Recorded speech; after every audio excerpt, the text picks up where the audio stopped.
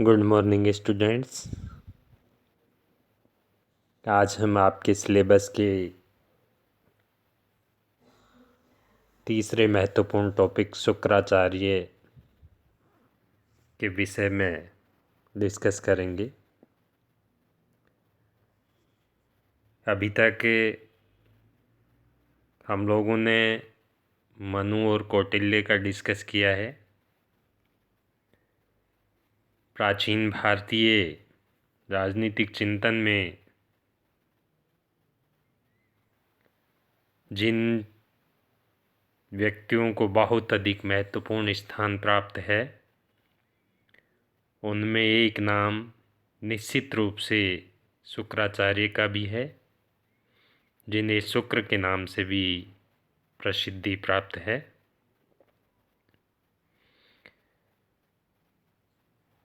इन्होंने शुक्राचार्य ने अपना सुप्रसिद्ध ग्रंथ शुक्र नीतिसार लिखा है।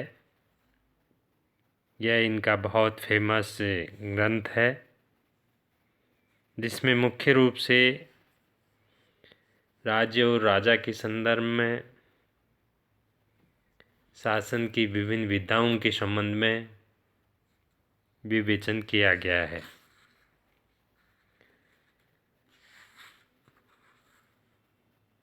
इनके अध्ययन से राजनीतिक चिंतन को बहुत बड़ी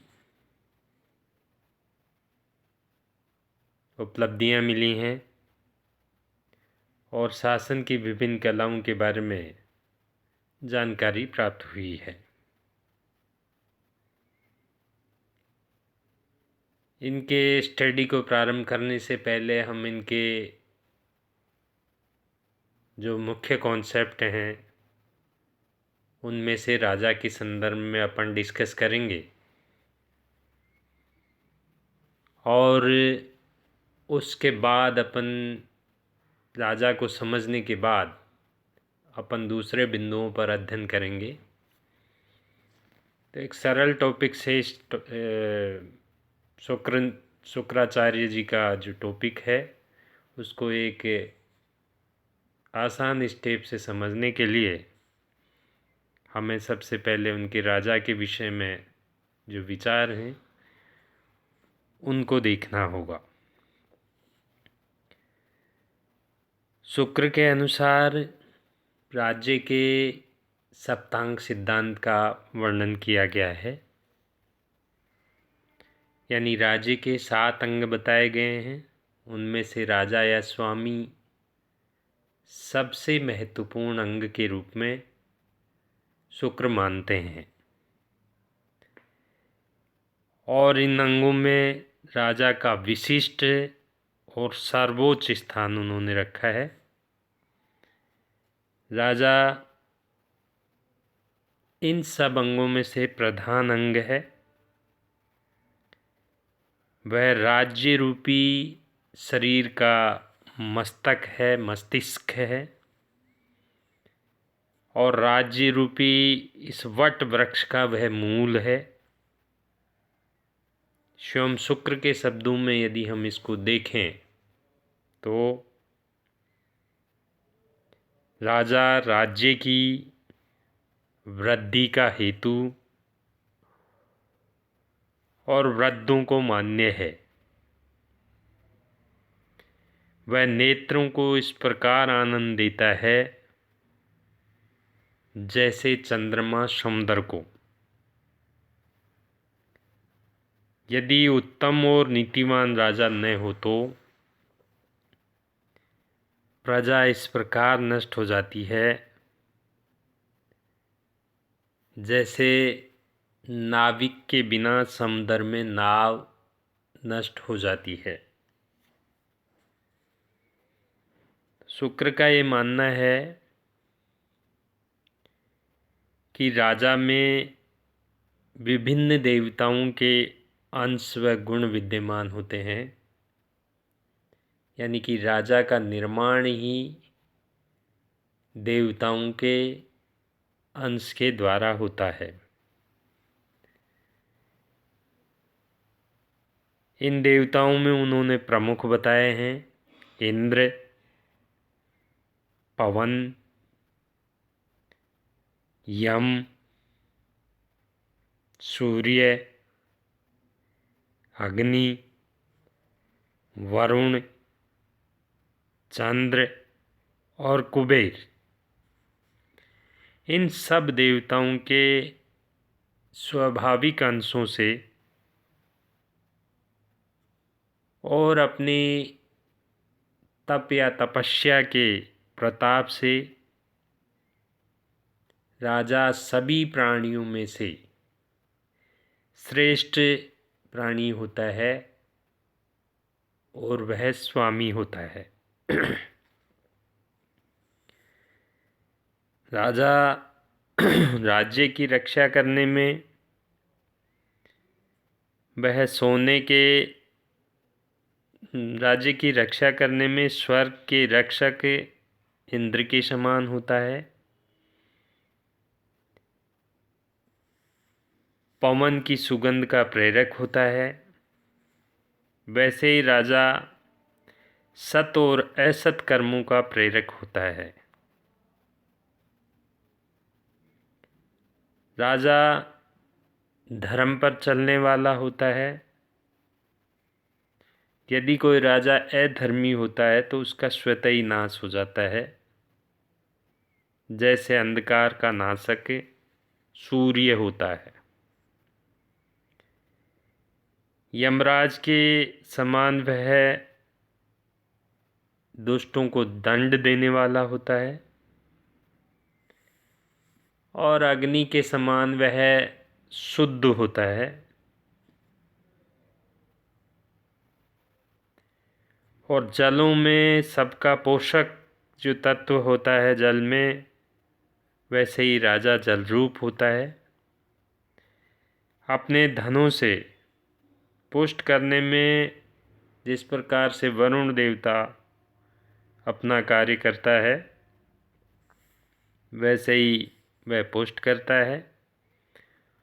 और जिस प्रकार चंद्रमा की किरणों से गुण और कर्मों से वह सबको प्रसन्न रखता है, वैसे ही राजा भी सबको प्रसन्न रखने वाला हो। और कुबेर के समान वह संपत्ति का स्वामी होता है। तो इस प्रकार से सभी देवताओं के अंश से राजा का शुक्र ने निर्माण बताया है।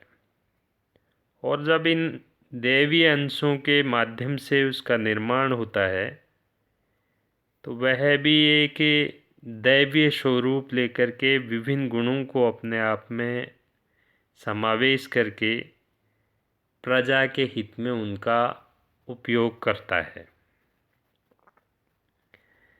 इस प्रकार राजा में बहुत विशिष्ट गुण होने चाहिए और उन गुणों में सभी देवताओं का अंश विद्यमान होना चाहिए। इस बात का प्रतिपादन शुक्र ने अपने ग्रंथ में की है। राजा कितने प्रकार के होंगे और अच्छे बुरे राजा में क्या डिफरेंस होगा, इसके संदर्भ में भी शुक्र ने बड़ी विवेचना की है। शुक्र ने राजा में देवत्व की कल्पना की है। जैसा हम लोग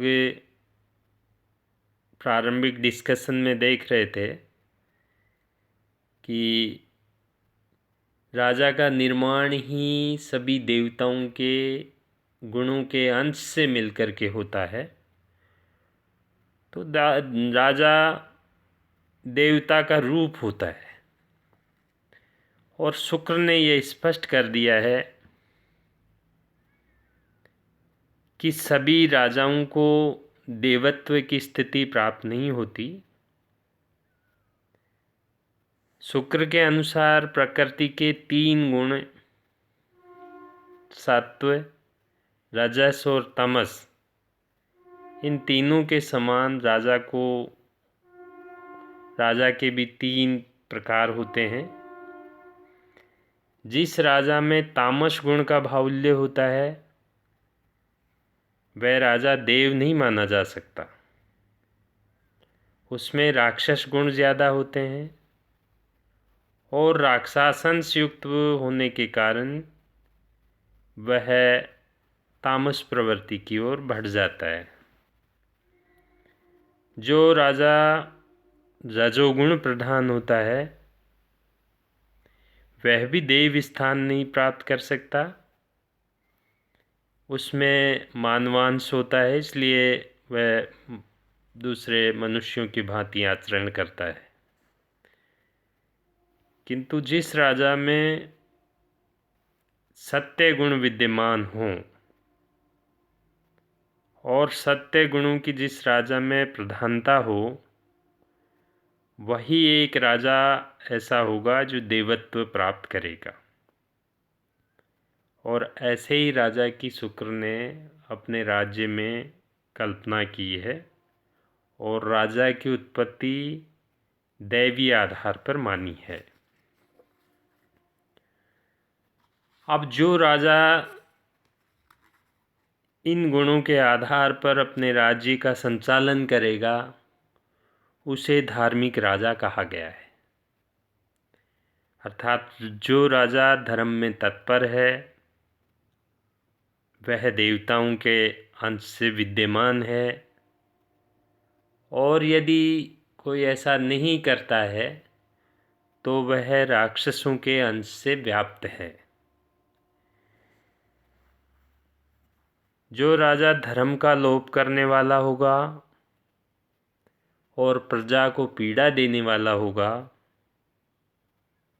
जिस राजा से प्रजा कांपती होगी और जिस राजा के कार्यों की प्रजा निंदा करती होगी,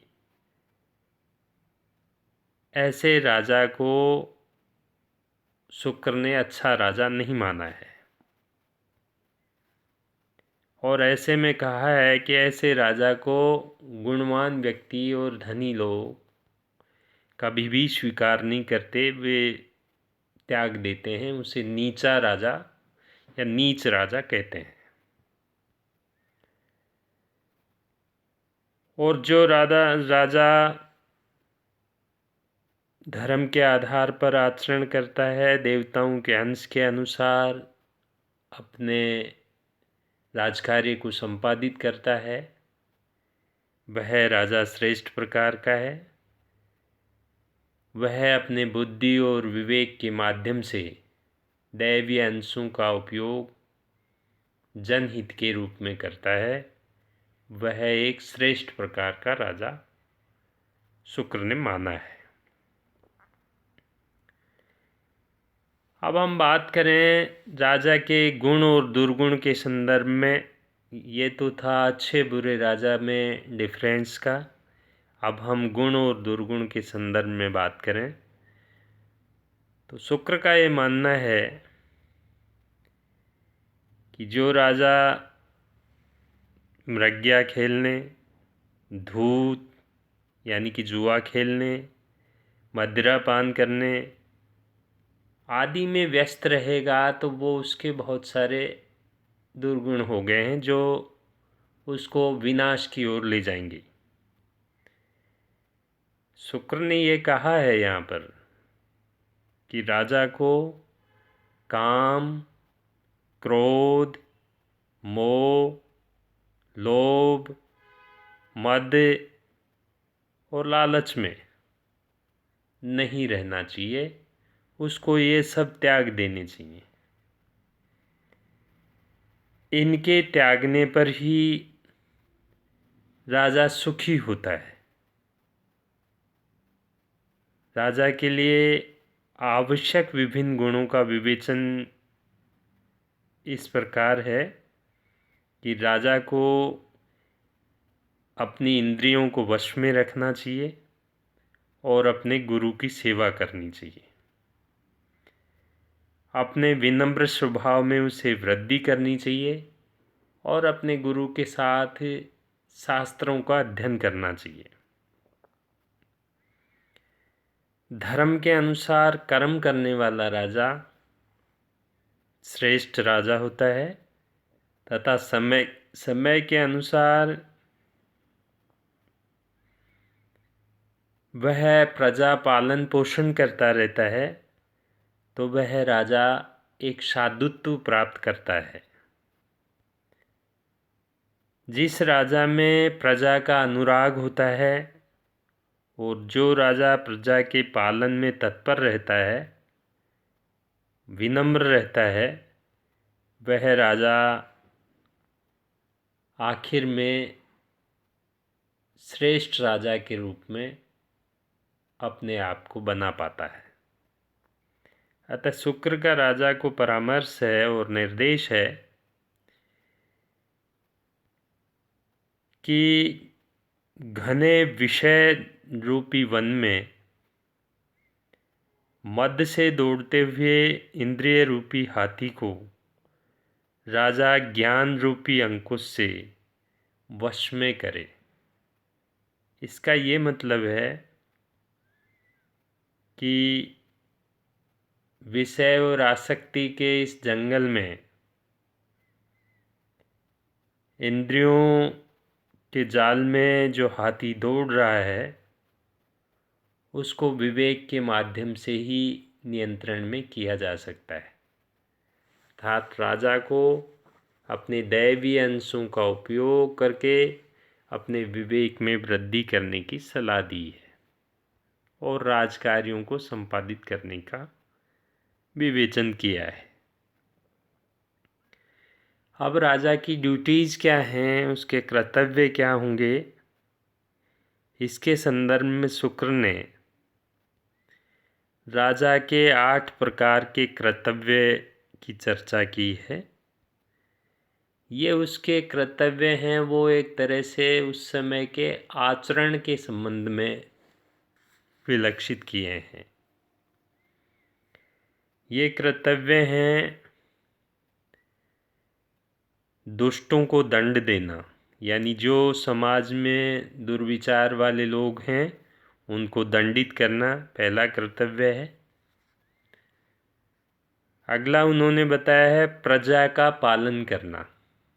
आज के लोकतांत्रिक युग में भी प्रजा के पालन को श्रेष्ठ बताया है। जो विषय शुक्र ने बहुत हजारों वर्ष पहले ये बात बता दी है। राजा को यज्ञ करवाने चाहिए तथा अपने राजकोष को, आज जिसे हम बजट के माध्यम से वित्त मंत्रालय की जो व्यवस्था करते हैं, वही उन्होंने अपने राजकोष के संबंध में या मुद्रा के संबंध में उस समय के लिए कहा है कि न्याय से राजकोष में वृद्धि करनी चाहिए। इस राजकोष में वृद्धि के लिए न्यायपूर्ण टैक्स लगाने पर यहाँ उन्होंने उल्लेख किया है। अगला है राजाओं को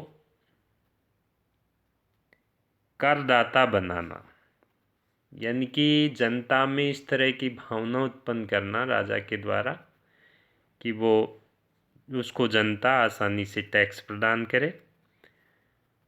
और राजा में एक ऐसा विलक्षण गुण हो कि वह दुश्मन का नाश करने वाला हो। जब भी आवश्यकता पड़े या मौका पड़े तो उसको शत्रुओं का नाश कर देना चाहिए। और राजा को दान देने में और भूमि के विस्तार करने में हमेशा तत्पर रहना चाहिए। जिस राजा में सेनाओं की वृद्धि करने की क्षमता न हो, वह राजा भी एक सफल राज्य संचालन नहीं कर सकता है। तो राजा के ये जो विशिष्ट लक्षण इन्होंने बताए हैं, उनसे मुख्य निष्कर्ष यही निकलता है कि राजा का स्वरूप इस प्रकार का हो कि राजा निष्फल भाव से जनता की सेवा करने वाला हो, और सेवा के लिए चाहे उसको दुश्मन का नाश करना पड़े या और कोई तरीके अपनाने पड़े, वह सब उपाय उसको करने होंगे।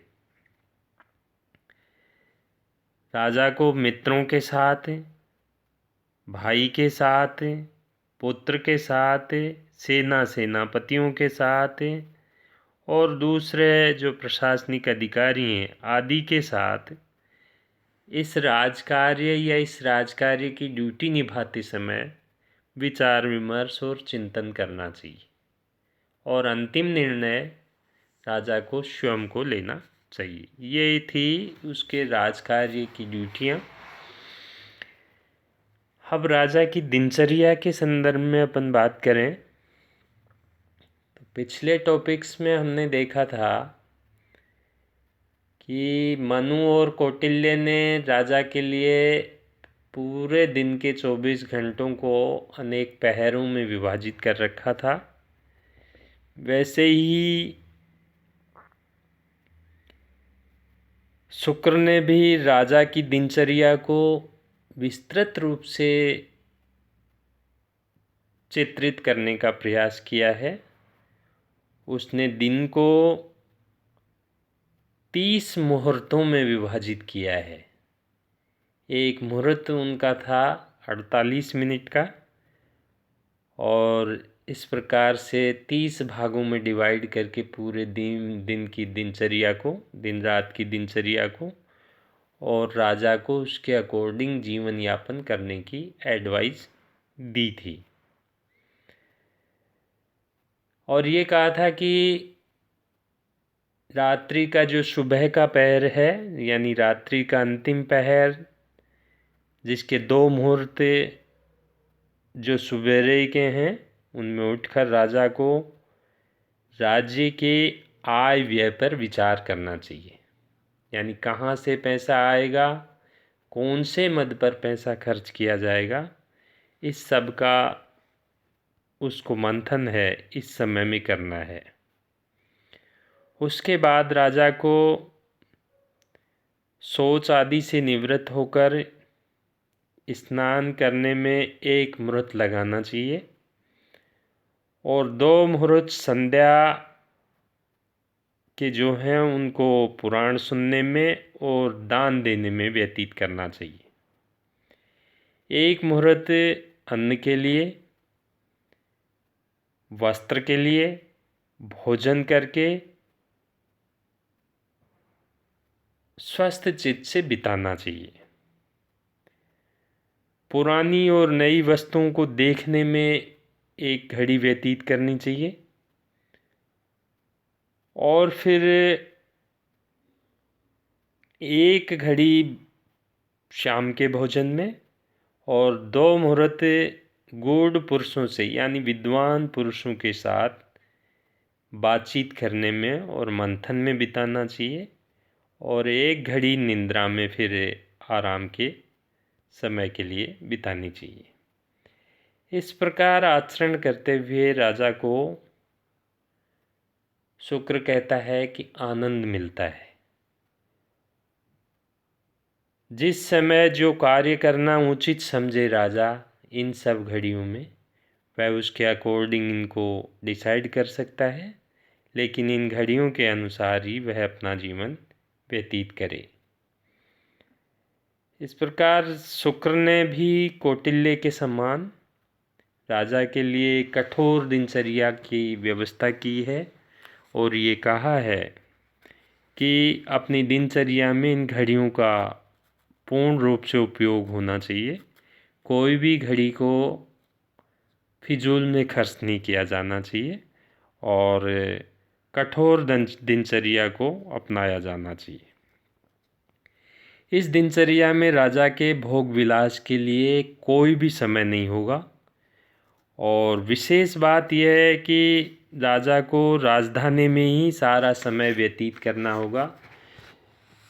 उसे प्रतिवर्ष गाँव में, नगरों में और पूरे देश के या राज्य के जो स्थान हैं प्रमुख, उनमें उसको दौरा करना होगा, जिससे उसको ये पता रहे कि उसकी प्रजा में कौन दुखी है, कौन सुखी है और प्रजा की मूल आवश्यकताएं क्या हैं, इस बात का वह समाधान कर सके। इसलिए उसको दौरे भी क्षेत्र के करने चाहिए। अब हम बात करते हैं राजा के उत्तराधिकारी कौन होंगे। शुक्र नीति सार में शुक्र ने युवराज को राजा का दाहिना नेत्र बताया है। युवराज उन्होंने राजा के पुत्र के संबंध में या राजा के उत्तराधिकारी के संबंध में शब्द यूज किया है। अतः युवराज की नियुक्ति या अपॉइंटमेंट बहुत सोच समझ करके की जानी है। जो राजा अपने राजकार्यों को करने में सदा समर्थ हो, वह अपनी धर्म पत्नी से उत्पन्न पुत्र को युवराज के रूप में मनोनीत करे। यह बहुत बड़ी एडवाइस दी है राजा को। उनकी वाइफ से प्राप्त पुत्र को ही वह युवराज घोषित करे, किसी दूसरे व्यक्ति को युवराज घोषित नहीं करे। मान लीजिए किसी कारण से राजा के पुत्र नहीं उत्पन्न होता है, तो अपने चाचा, अपने छोटे भाई या बड़े भाई के पुत्र को या पुत्री के पुत्र को या फिर अपनी श्रेष्ठ समझ से दत्तक पुत्र को युवराज का दर्जा प्रदान करे। राजा को अपने धर्म में हमेशा तत्पर रहते हुए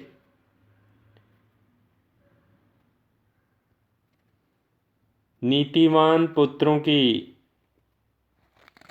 अपने यत्नों से यानी अपने प्रयासों से रक्षा करनी चाहिए, क्योंकि अरक्षित राजपुत्र यानी कि युवराज यदि अपने घमंड के कारण या और दूसरे वैष्णव के कारण अपने मार्ग से विचलित हो जाता है, तो भी उसको स्वामी को या राजा को रास्ते पर लाने का प्रयास करना चाहिए। यदि वह ऐसा नहीं करता है और युवराज अपने वैष्णव में लिप्त हो जाता है, तो वह युवराज अपने ही पिता यानी जो राजा है प्रजा का और जो युवराज का फादर है उसकी ही हत्या कर देता है।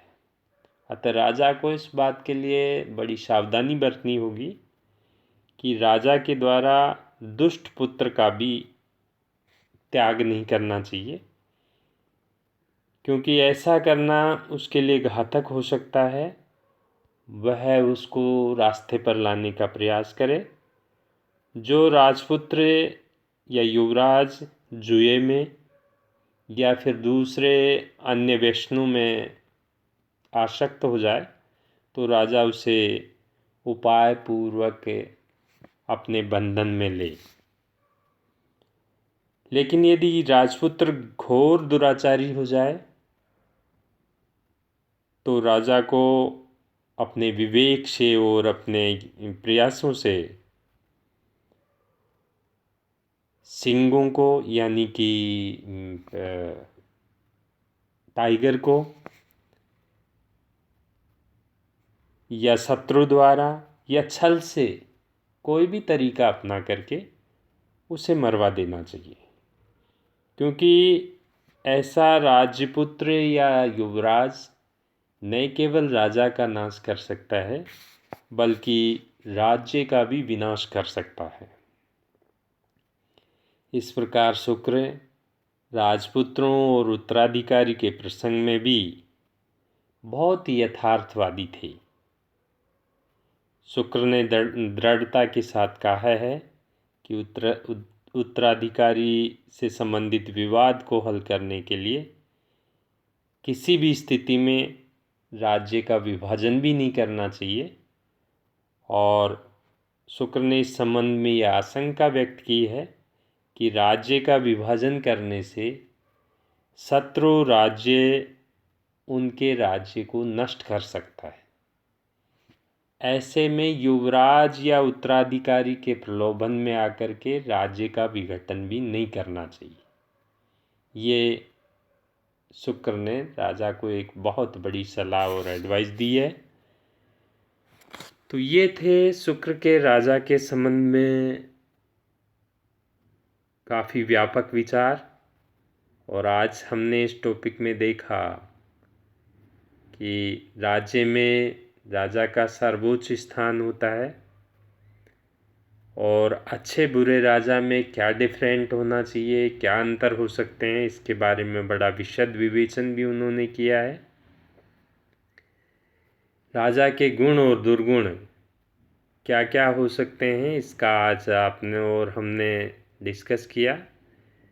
राजा की ड्यूटीज़ और उसकी डेली रूटीन जीवन या दिनचर्या किस प्रकार से डिसाइड की है शुक्र ने, और उसका उत्तराधिकारी कौन हो सकता है, उसके संबंध में काफ़ी सावचेत और विवेकपूर्ण दृष्टिकोण से हमें बताने का प्रयास किया है। तो ये था स्टूडेंट्स आज का शुक्र का राजा संबंधी विचार। Thank you.